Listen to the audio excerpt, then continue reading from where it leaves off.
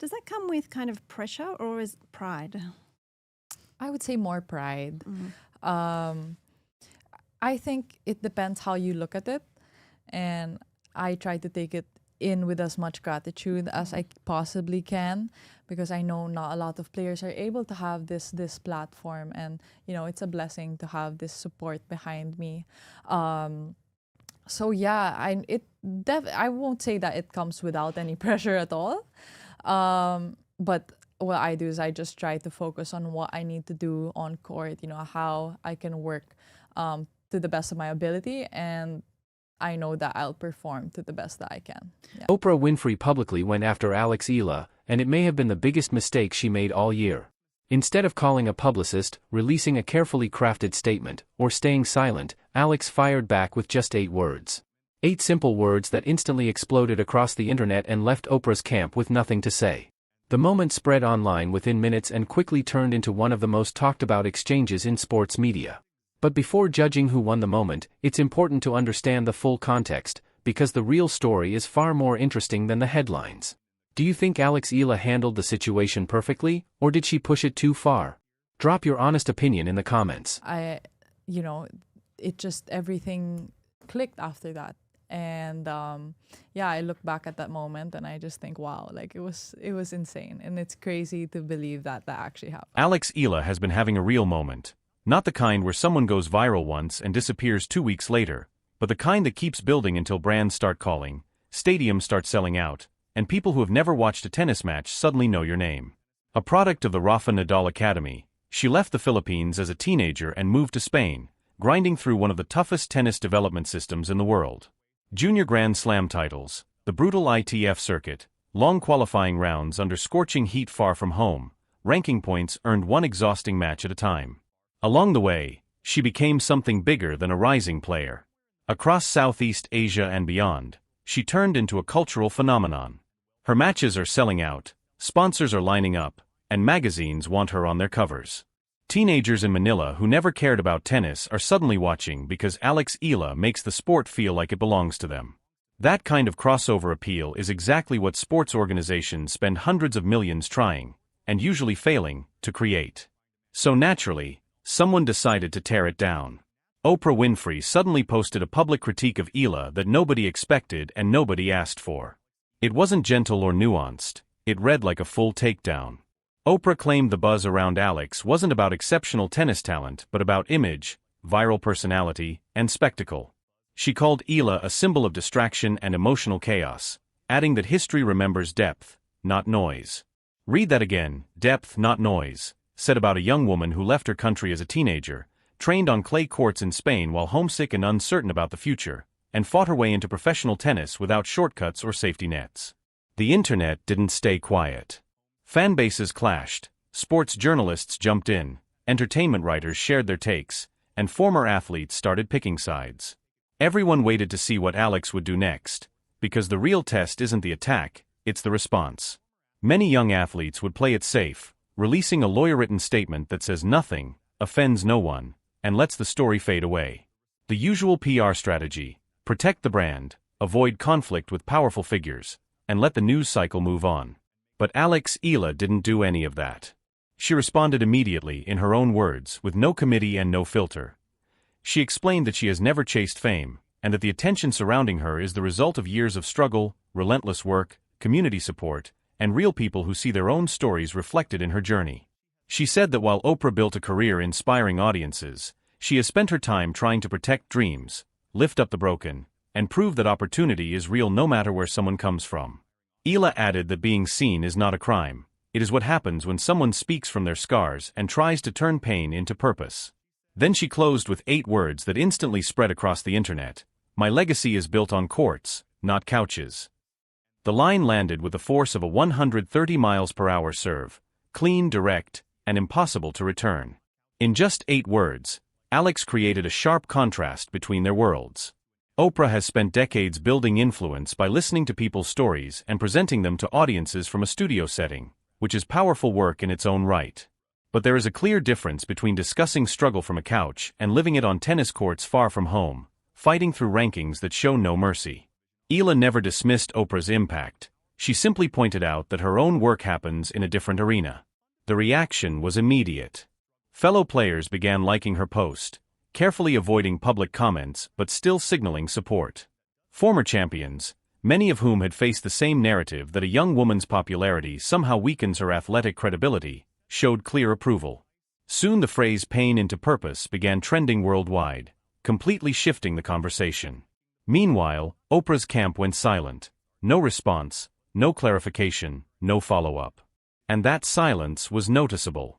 Oprah Winfrey has spent decades in the spotlight and rarely avoids addressing criticism. The quiet response suggested two possibilities. Either there was no easy answer to Eala's message, or someone calculated the size and passion of Eala's fanbase and decided the fight simply wasn't worth continuing. Either way, it said a lot. The reason Oprah's original comment struck such a nerve is that it touched a long-running debate about young female athletes and how they are perceived. For decades, the same script has played out repeatedly. Take Anna Kournikova, for example, one of the best doubles players in the world and a top 10 singles competitor. Yet much of the media in the late 1990s reduced her career to her appearance and treated her commercial success as proof that she wasn't a serious athlete. The pattern is familiar, and many people watching this situation unfold immediately recognized it. Maria Sharapova spent much of her career defending the idea that winning 5 Grand Slams was legitimate success and not somehow diminished by the fact that she was also globally recognizable. Emma Raducanu won the US Open without dropping a single set through both qualifying and the main draw, one of the most remarkable achievements in modern tennis. Yet the moment she began signing endorsement deals, questions started appearing about whether she was truly committed to the sport. The pattern is familiar and frustratingly consistent. A young woman becomes successful. She also becomes marketable.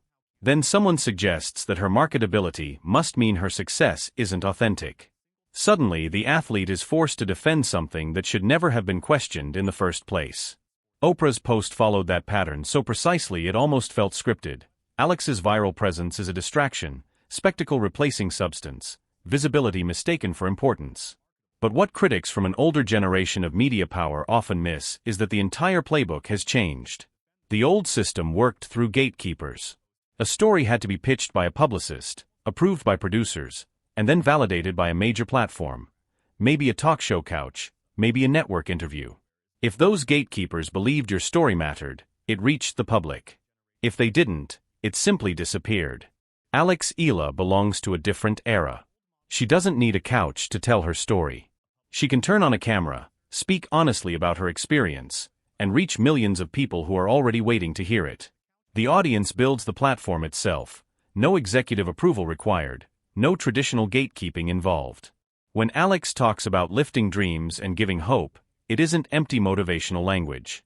It's the reality of what happens when a young girl from a developing country, with limited access to expensive sports like tennis, sees someone who looks like her competing on the biggest stages in the world and realizes that the path might exist for her too.